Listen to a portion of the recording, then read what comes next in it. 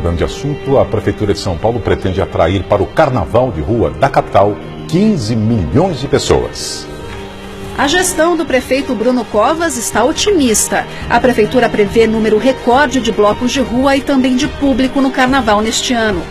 E com recorde de blocos, o governo municipal diz que o carnaval deve movimentar 2 bilhões e 600 milhões de reais em todos os dias de evento nas ruas da cidade e também no sambódromo. Não há nenhuma razão para pânico, nenhuma. Não há razão para interrupção de aulas, de trabalho, de atividades esportivas, espetáculos, nenhuma.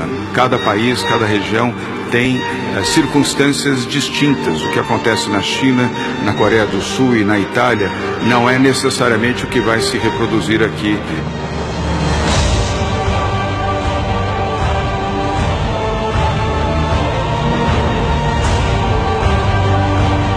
Em uma sessão virtual, os ministros do Supremo Tribunal Federal decidiram por unanimidade que estados e municípios têm competência para adotar medidas de combate à pandemia.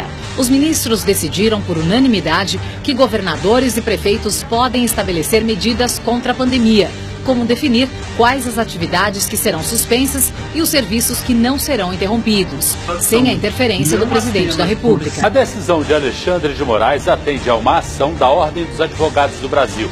Segundo o ministro, o Poder Executivo não pode alterar decisões de estados e municípios. De acordo com o ministro Alexandre de Moraes, a Presidência da República não pode interferir no que é feito pelos governos locais, que têm trabalhado de acordo com o que prevê a Constituição Federal. Na sessão plenária desta quarta-feira, os ministros do Supremo Tribunal Federal trataram da flexibilização de pontos da Lei de Responsabilidade Fiscal. Eles decidiram que a União não precisa comprovar gastos com o combate à pandemia e estenderam a decisão a estados, municípios e ao Distrito Federal.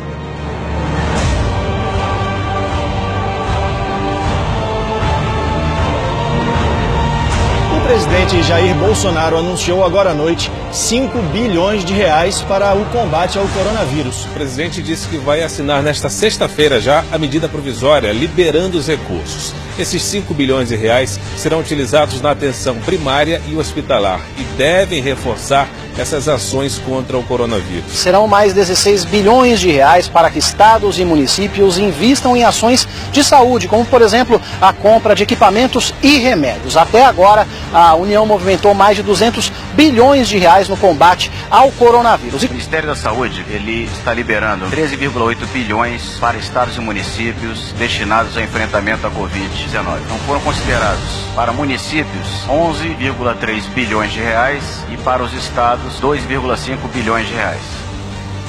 Pois é, o Eneg, contra o coronavírus, muito dinheiro. O pacote do governo anunciado agora há pouco é dividido em 3 eixos. O Ministério da Economia detalhou hoje os novos recursos propostos pelo governo federal para socorro aos estados e municípios neste momento de crise causada pelo novo coronavírus. O valor total ultrapassa 127 bilhões de reais.